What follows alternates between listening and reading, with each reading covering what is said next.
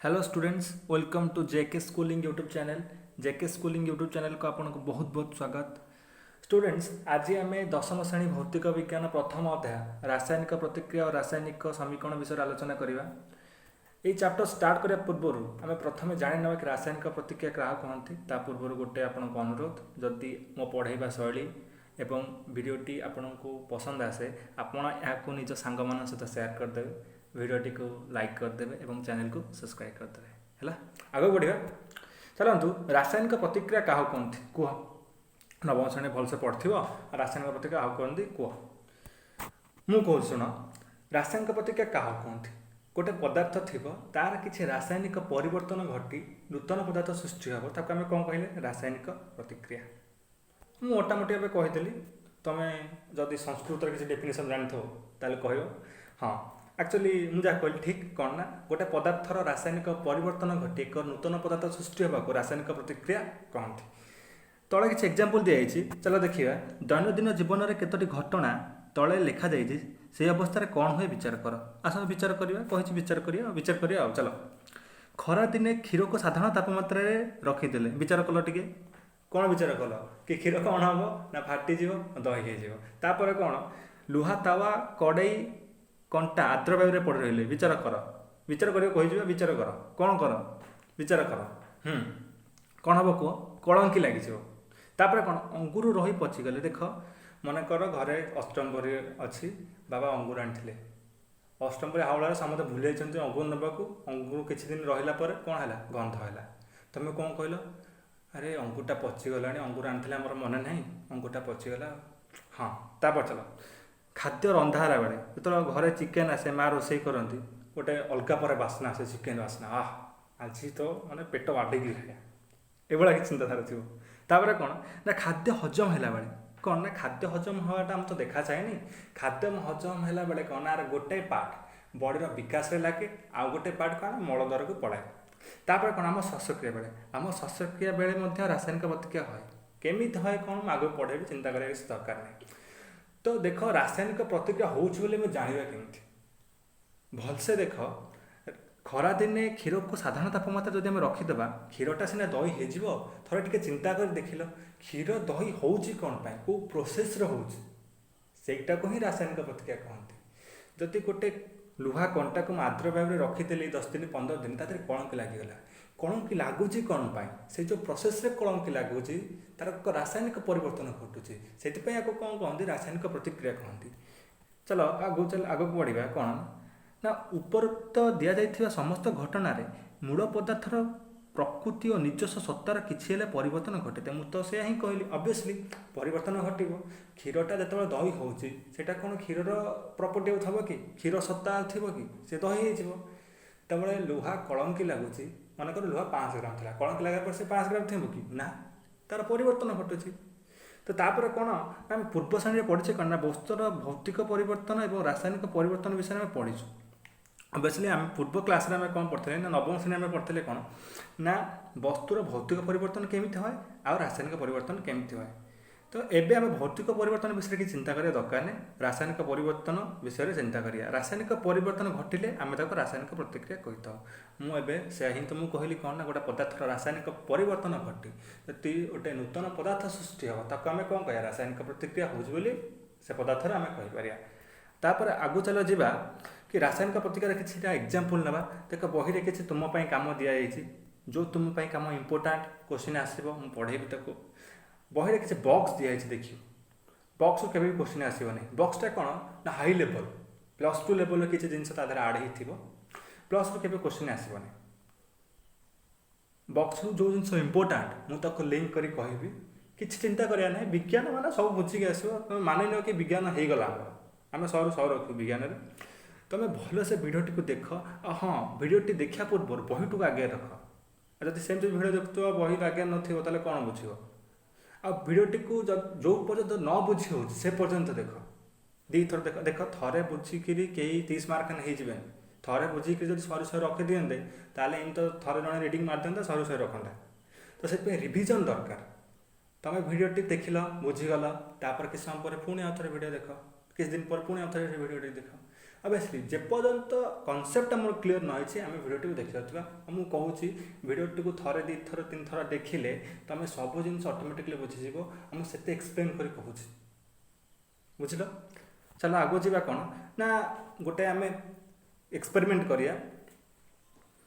2 centimetre लंब एक magnesium पतला पात को बाली कागज सफा कर बाली कागज सफा कौन कले काले अलग जिन कौन लगी तो बाली कागज सफा करदे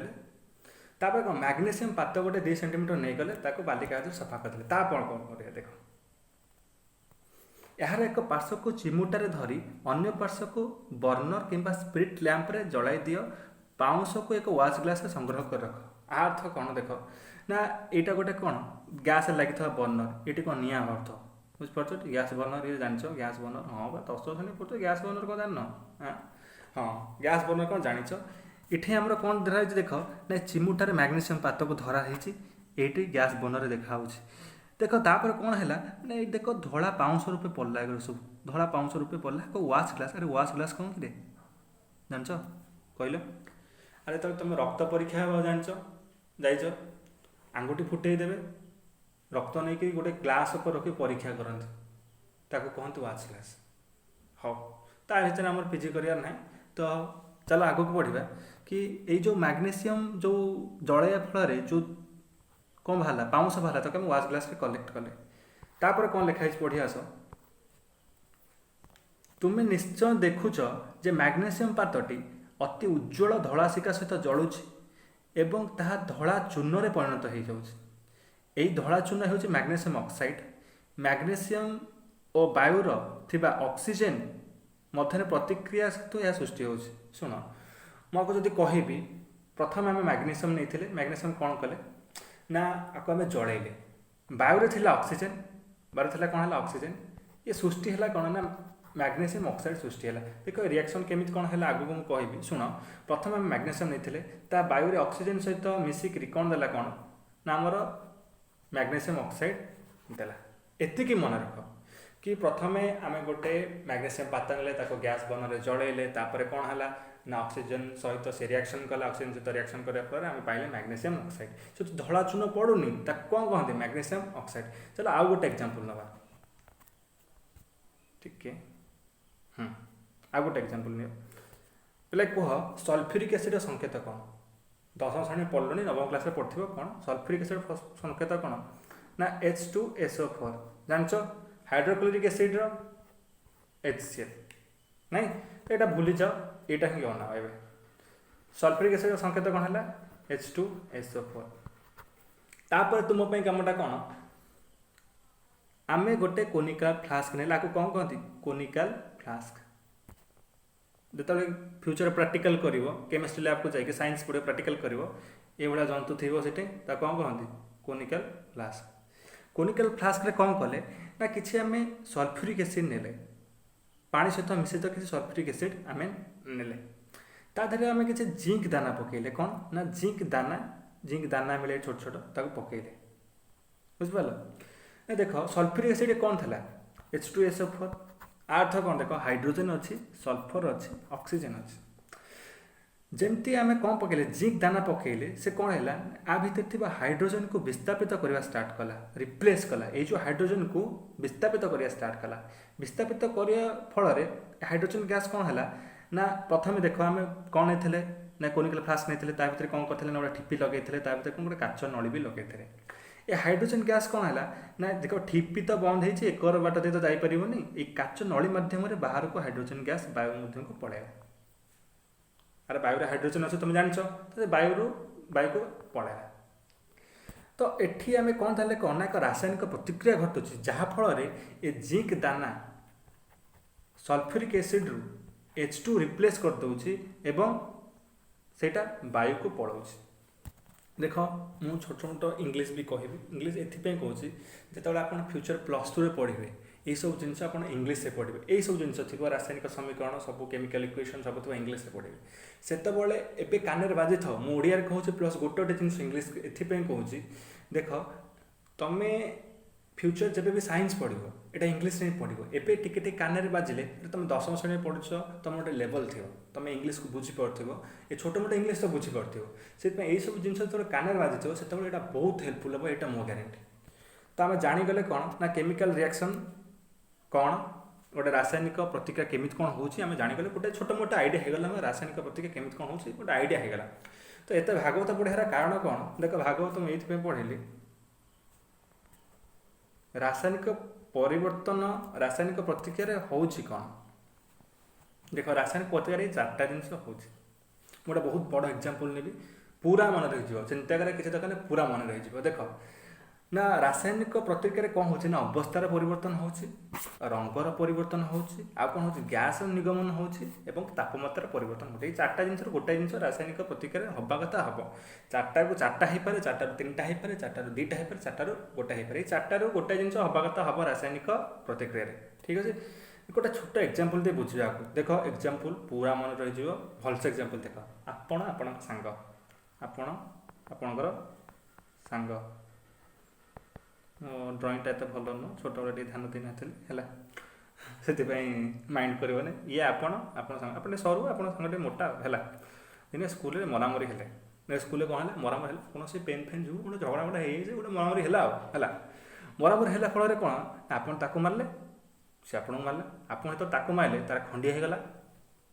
मन बुझ तार खंडिया होगला खंडिया है कौन है तो रक्त ही बाहर तो रक्त बाहर कौन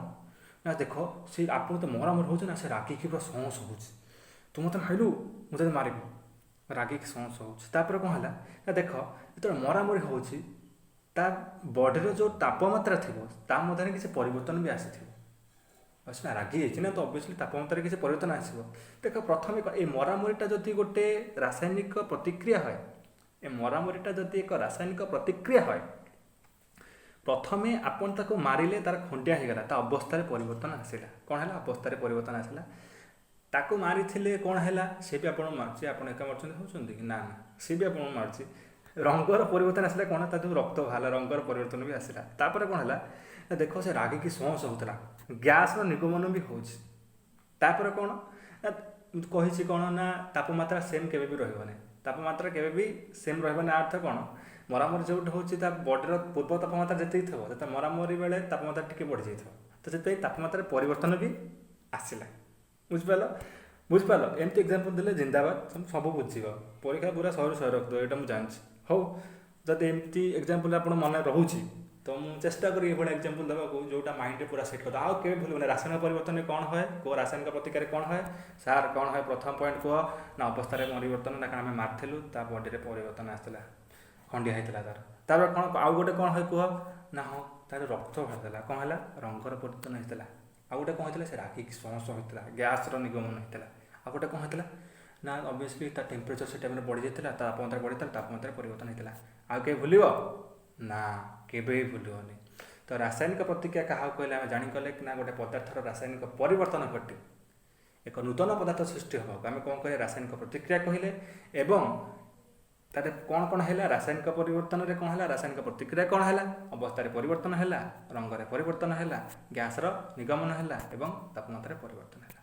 तो आम दुटा एग्जांपल नहीं बुझीते गोटे है मैग्नेशियम ऑक्साइड वाला एग्जांपल आ गोटे कौन है सल्फ्यूरिक एसिड वाला एग्जांपल तो आम नहीं बुझीगले तापर आसतु नेक्स्ट टॉपिक कौन ठीक नेक्स्ट टॉपिक कौन रासायनिक समीकरण क्या कहते देख मु तुमको कौन कह प्रथम एक्सपेरिमेंट मन पकाओ प्रथम कौन कहली ना प्रथम मैग्नेशियम पात नेले तापर कौन गोटे बर्नर मध्यम जड़ेले आ वायु ऑक्सीजन ग्रहण कला आ कौन होगा मैग्नेशियम ऑक्साइड पहुँचला गोटे रचना होगा नहीं कि गोटे एसी होगा रचना है आपको लिखिया गोटे 20 मार्किया हो रचना 2 पेज 3 पेज तो से वैज्ञानिक मैंने कौन कले वैज्ञानिक मैंने कौन एमती लिखले तो रचना हो आम विज्ञान पढ़ुचे साहित्य पढ़ुने तो आपको कौन करिया ना आम किसी समीकरण मध्यम आम रिप्रेजेंट करिया जहाँफल आम पिला इजी हवा को बुझापी गोटे लाइन लिखिदेवा जमी गोटे लाइन सब पिला बुझीपारे कि ना ये रिएक्शनटा एमती ए प्रतिक्रियाटा एमती कौन ना मैग्नेशियम थिला ऑक्सीजन सहित मिसिला केमिति ना वायु ऑक्सीजन से टाणिला कौन है मैग्नेशियम ऑक्साइड है तो से कौन ना देखो रासायनिक समीकरण को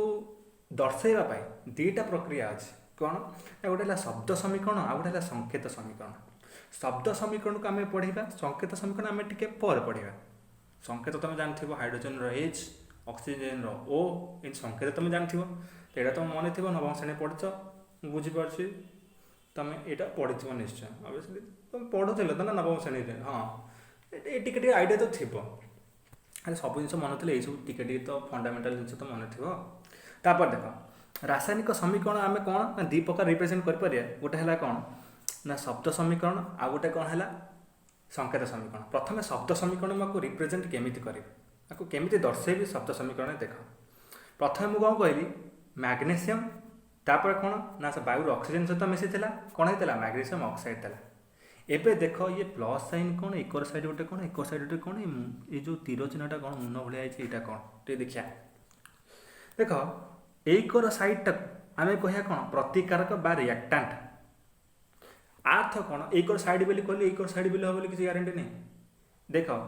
मु मैथ रे कहूँ कौन यहाँ कहते एलएचएस यहाँ कहते कौन आरएचएस यहाँ तुम पढ़ी एलएचएस आरएचएस प्रूफ लिखिदे कार्टन दिए गोटे पढ़ी तो यहाँ कहते एलएचएस यहाँ कहते कौन आरएचएस एबे मन पका देख प्रतिकारक किए हम उत्पाद किए हम देख गोटे रासायनिक प्रतिक्रिया आरंभ जे थाए आम कह प्रतिकारक रिएक्शन सरिला परे प्रतिक्रियाटा शेष सरिला परे जे उत्पन्न है ताको कह उत्पाद तो से कौन ना प्रथम आम कौन कौन प्रतिक्रिया करते मैग्नेशियम ऑक्सीजन प्रतिक्रिया करते से तो कह प्रतिकारक जो आम प्रतिक्रिया सरी कौन उत्पन्न होता मैग्नेशियम ऑक्साइड से कहले उत्पाद बुझिपार से लिखाई कौन ना प्रतिकारक एवं मैग्नेशियम ऑक्साइड जो नूतन पदार्थ उत्पन्न होची ताको उत्पाद कहुए मुझे तो सही कथा ही कहली कौन ना जे सृष्टि हम ताको कह आम उत्पाद जे प्रथम थी ताको आम कह प्रतिकारक एबे बहुत भल गोटे ट्रिक हो देख ये प्लस चिन्ह कौन ये मुन चिन्ह कौन यहाँ मन रख ये प्लस चिन्ह कौन मन कर देख प्रतिकारक एक रु अधिक हो पारती 2 3 4 5 एमती भी पारती उत्पाद 2 रु अधिक हो पारती तो से कौन ताको गोटाए लाइन तो लिखा इमती लिखा मैग्नेशियम ऑक्सीजन इम तो किसी ना नहीं तो से कौन मैग्नेशियम अलग ऑक्सीजन भी अलग तो से आम कौन लिखिले ना प्लस साइन आम लिखिले प्लस साइन कौन ना देख प्रथम मैग्नेशियम आसला ऑक्सीजन मिसला सहित मन हाइड्रोजन मिसला तो सल्फर मिसला एमती जिते भी प्रतिकारक रे से आम प्लस साइन दे लिखि लिखि चलवा सेमती उत्पाद साइड भी लिखिपारे मैग्नेशियम ऑक्साइड मनकर जल बाहर था आम प्लस लिखता प्लस H2O प्लस वाटर एमती लिख पाते मन सल्फर डाइऑक्साइड बाहर था मनकर SO2 लिखता बुझिपार तो से ये प्लस साइन कौन कौच ना जिते अधिका प्रतिकारक हे आम प्लस दे लिखा जिते अधिका उत्पाद हे से प्लस दे लिखा एवं सबुठ बड़ इम्पोर्टाट जिनसा देख तीर चिन्ह गोटे एग्जांपल दूसरी कौन H2 प्लस I2 कौन देला 2HI hydrogen iodine hydrogen iodide देला ये मुन कुआड़े अच्छे देख भल से भल कनसेप्टा भल से देख हाइड्रोजन आउ आयोडीन मिसिला हाइड्रोजन आयोडाइड देला आकु आम कौन कहले देख मुन जुआड़ को अच्छे मुन पर जी अच्छे ताकू आम कह कौन उत्पाद मुन पर जी अच्छे रही कलर चेंज करदे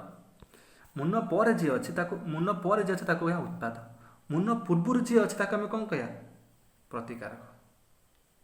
बुझिपार मुन पर जी अच्छे आम कौन कह उत्पाद मुन पूर्व जी अच्छे आम कौन कह प्रतिकारक अर्थ कौन ये मुनटा जो तुम एक था ये हाइड्रोजन आयोडाइड होता कौन हाइड्रोजन आयोडाइड होता कौन प्रतिकारक ये होता उत्पाद तो सबू खेल ये कहार मुनर बुझिपार तो से जो तीरटा को भलसे मन रखियो ये तीरटा कौन ना जुआड़ू तीर मुन चिन्ह थोड़ा जीव रहा कह उत्पाद ता पूर्व जी थे आम कौन कह प्रतिकारक तो बुझिपार मुन कनसेप्टा कौन ये तीर चिन्ह कनसेप्टा कौन आशा कर बुझे तो अरे एत भलसे किए कह तुम बुझिपार अरे एत भलसे कहूँ तुम तापर कह बुझीपारे तो कौन हम कर बुझीपार बुझीपार तुम सब बुझीपार है न बुझीपार तो कमेंट कर आउ थे भलसे बुझी पूरा माइंड फिट हो रोक सब मुझे ही अरे मुझे जो गुरा कहूँ सब लिखाई तो आराम से कहते बही आगे रख धीरे धीरे पढ़ तापर देख आज भिडियो लास्ट कनसेप्ट तापर आम नेक्स्ट भिडियो पुणी देखा आज भिडियो लास्ट कनसेप्ट कौन ना रासायनिक समीकरण लिखा प्रणाली how to write a chemical equation रासायनिक समीकरण लिखा प्रणाली कौन देख ମୁଁ ପ୍ରଥମେ କ'ଣ କହିଲି ଗୋଟେ ମ୍ୟାଗ୍ନେସିୟମ୍ ପାତ ଆମେ ନେଇଥିଲେ ତାକୁ ଆମେ ଅକ୍ସିଜେନ୍ ସହିତ ଆମେ ତାକୁ ଆମେ ଜଳେଇଥିଲେ ବାୟୁରେ ସେ ଅକ୍ସିଜେନ୍ କଲେକ୍ଟ କରି କ'ଣ ହେଇଥିଲା ମ୍ୟାଗ୍ନେସିୟମ୍ ଅକ୍ସାଇଡ୍। ଏଇଟା ଗୋଟେ ଏସେ ହେଇଥିଲା ତାକୁ ଆମେ ଶବ୍ଦ ସମୀକରଣରେ ଲେଖିଦେଲେ ସେଥିପାଇଁ ଟିକେ ହେଲ୍ପ ହେଇଗଲା। ଦେଖିଲେ କ'ଣ ସେଇଥିପାଇଁ ତାପରେ ଆଉ ଥରେ କ'ଣ ହେଲା ଦେଖ ଆମେ ଯଦି ଶବ୍ଦ ବଦଳରେ ପ୍ରତିକାରକ ଉତ୍ପାଦ ଗୁଡ଼ିକ ରାସାୟନିକ ସଂକେତ ବ୍ୟବହାର କରି ସମୀକରଣଟିକୁ ଲେଖିବା ତେବେ ସମୀକରଣଟି ଅଧିକ ସଂକ୍ଷେପ ତଥ୍ୟପୂର୍ଣ୍ଣ ବ୍ୟବହାରଯୋଗ୍ୟ ହୋଇପାରିବ। ଅର୍ଥ କ'ଣ ନା ମନେକର ଆମେ ଶବ୍ଦ ଲେଖିବାନି ଆମେ ସଂକେତ ଦେଇ ଲେଖିବା ଆହୁରି ଅଥେଣ୍ଟିକ୍ ଲାଗିବ ଆମକୁ ଆହୁରି ଗୋଟେ ମାନେ କ'ଣ ଗୋଟେ ଖୁସି ଲାଗିବ ବୁଝିପାରୁଛ। ତ ସେଥିପାଇଁ ଆମେ ରାସାୟନିକ ସମୀକରଣକୁ ଯେତେବେଳେ ବି ଆମେ ପରୀକ୍ଷାରେ ଲେଖିବା କେଉଁଥିରେ ଲେଖିବା ନା ସଂକେତ ମାଧ୍ୟମରେ ସେଠି ଆମେ ଲେଖିବା। ତ ସେଥିପାଇଁ ସଂକେତ ମାଧ୍ୟମରେ ଲେଖିବା ସବୁଠାରୁ ଗୁରୁତ୍ୱପୂର୍ଣ୍ଣ। ସଂକେତ ମାଧ୍ୟମରେ କେମିତି ଲେଖିବା ଦେଖ ମ୍ୟାଗ୍ନେସିୟମର ସଂକେତ କ'ଣ Mg, ଅକ୍ସିଜେନର ସଂକେତ O2 ଏଇଟା କ'ଣ ଥିଲା ମ୍ୟାଗ୍ନେସିୟମ୍ ଅକ୍ସାଇଡ୍। ଏବେ ଏଇ ରିଆକ୍ସନଟିକୁ ଭଲସେ ଲକ୍ଷ୍ୟ କର ଟିକେ ଭଲସେ ଟିକେ ଲକ୍ଷ୍ୟ କର ମ୍ୟାଗ୍ନେସିୟମ୍ ଅକ୍ସିଜେନ୍ ମ୍ୟାଗ୍ନେସିୟମ୍ ଅକ୍ସାଇଡ୍ ତୀର ଚିହ୍ନର ବାମ ପାର୍ଶ୍ୱ ଓ ଦକ୍ଷିଣ ପାର୍ଶ୍ୱ ପ୍ରତ୍ୟେକ ମୌଳିକର ପରମାଣୁ ସଂଖ୍ୟା ଅଲଗା ଅଲଗା ଗଣନା କର ତୁଳନା କର। ଦେଖ ମ୍ୟାଗ୍ନେସିୟମ୍ ଏକରେ ଗୋଟେ ଅଛି ଏକରେ ଗୋଟେ ଅଛି ଠିକ୍ ଅଛି ଏକରେ ଅକ୍ସିଜେନ୍ ଦୁଇଟା ଅଛି ଏକରେ ଅକ୍ସିଜେନ୍ ଗୋଟେ ଅଛି।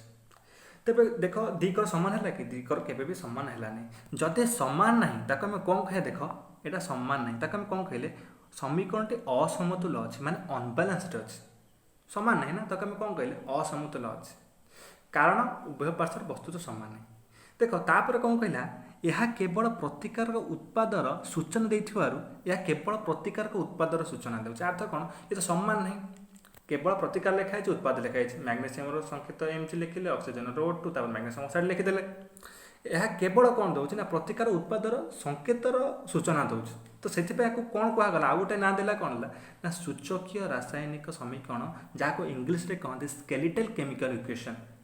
ବୁଝିପାରୁଛ। ତ ଆମେ ବୁଝିପାରିଲେ ଆଜିର କ୍ଲାସ୍ରେ ଆମେ କ'ଣ କ'ଣ ପଢ଼ିଲେ ଟିକେ ମନେ ପକାଅ। ରାସାୟନିକ ପ୍ରତିକ୍ରିୟା କାହାକୁ କହନ୍ତି ନା ଗୋଟେ ପଦାର୍ଥର ରାସାୟନିକ ପରିବର୍ତ୍ତନ ଘଟି ନୂତନ ପଦାର୍ଥ ସୃଷ୍ଟି ହେବାକୁ ରାସାୟନିକ ପ୍ରତିକ୍ରିୟା କହନ୍ତି। ଆମେ ଏକ୍ଜାମ୍ପଲ୍ ଦେଲେ ମ୍ୟାଗ୍ନେସିୟମ୍ ଅକ୍ସାଇଡ୍ ବାଲା ଏକ୍ଜାମ୍ପଲ୍ ତାପରେ ଆମେ କ'ଣ କଲେ ମୁଁ ଗୋଟେ ଓଭରଭ୍ୟୁ ନେଇଯାଉଛି ଦେଖ ତାପରେ କ'ଣ ନା ଆମେ ଜିଙ୍କ୍ ଯେଉଁ ସଲଫ୍ୟୁରିକ୍ ଏସିଡ୍ ବାଲା ବି ଏକ୍ଜାମ୍ପଲ୍ ଦେଲେ ତାପରେ କ'ଣ ହେଲା ଆମେ ମରାମରି ଏକ୍ଜାମ୍ପଲ୍ ଦେଇ କଲେ କ'ଣ ଏଠି କ'ଣ ପରିବର୍ତ୍ତନ ହୁଏ ନା ଅବସ୍ଥାରେ ପରିବର୍ତ୍ତନ ତାପରେ କ'ଣ ହେଲା ରକ୍ତ ବାହାରିଥିଲା କ'ଣ ରଙ୍ଗର ପରିବର୍ତ୍ତନ ତାପରେ କ'ଣ ବାହାରିଥିଲା ତାପମାତ୍ରା ବଢ଼ି ଯାଇଥିଲା ତାପରେ କ'ଣ ହେଲା ଗ୍ୟାସ୍ ନିର୍ଗମନ ହେଇଥିଲା ଏଇ ଚାରିଟା ଜିନିଷ ହେଇଥିଲା। ତାପରେ ଆମେ କ'ଣ କହିଲେ ନା ରାସାୟନିକ ପ୍ରତିକ୍ରିୟାକୁ ଆମେ ଦୁଇ ପ୍ରକାରରେ ରିପ୍ରେଜେଣ୍ଟ କରିପାରିବା ଦୁଇ ପ୍ରକାରରେ ଦର୍ଶାଇ ପାରିବା ଗୋଟେ ହେଲା ଶବ୍ଦ ସମୀକରଣ ଆଉ ଗୋଟେ ହେଲା କ'ଣ ସଂକେତ ସମୀକରଣ। ଶବ୍ଦ ସମୀକରଣ କେବଳ ଶବ୍ଦ ଗୁଡ଼ା ରହିବ ସଂକେତରେ ଆମେ କେମିତି ଲେଖିବା ଏଇଟା ହିଁ ଆମେ ଦେଖିଲେ ସଂକେତରେ ଆମେ କେମିତି ଲେଖିବା କିନ୍ତୁ ଆଧରେ ଗୋଟେ କଣ୍ଟ୍ରୋଭର୍ସିଆଲ ପାର୍ଟ ଏଇଟା ଆସିଲା କ'ଣ ଆଧରେ ଗୋଟେ କ'ଣ ଆମେ ବୁଝିପାରିନି କ'ଣ ନା ଏକର ପାର୍ଟ ସମାନ ନାହିଁ କେମିତି ସମାନ ହେବ ଆମେ ନେକ୍ସଟ କ୍ଲାସ୍ରେ ଦେଖିବା କିଛି ପ୍ରୋବ୍ଲେମ୍ ନାହିଁ। ଯେହେତୁ ସମାନ ନାହିଁ କ'ଣ ଆମେ କହିଲେ ଅସମତୁଲ ସମୀକରଣ ଦେଖିଲେ ତାପରେ କ'ଣ କହିଲେ ଏହା କେବଳ ସୂଚନା ଦେଉଥିଲା ଏହା ସମାନ ନାହିଁ ନା ଏହା କେବଳ ସୂଚନା ଦେଉଥିଲା ସେଥିପାଇଁ ଆମେ କ'ଣ କହିଲେ ଏହାକୁ ସୂଚକୀୟ ରାସାୟନିକ ସମୀକରଣ। ଆଶା କରୁଛି ଆଜିର ପାଠ ଆପଣଙ୍କୁ ବହୁତ ଭଲସେ ବୁଝିଯାଇଥିବ। ଆଜି ଯଦି ବୁଝିଯାଇଛ ସାଙ୍ଗମାନଙ୍କ ସହିତ ସେୟାର କରିଦିଅ ଚ୍ୟାନେଲକୁ ସବସ୍କ୍ରାଇବ୍ କରିଦିଅ ଭିଡ଼ିଓଟିକୁ ଲାଇକ୍ କରିଦିଅ। ଆସୁଛି ଜୟ ଜଗନ୍ନାଥ।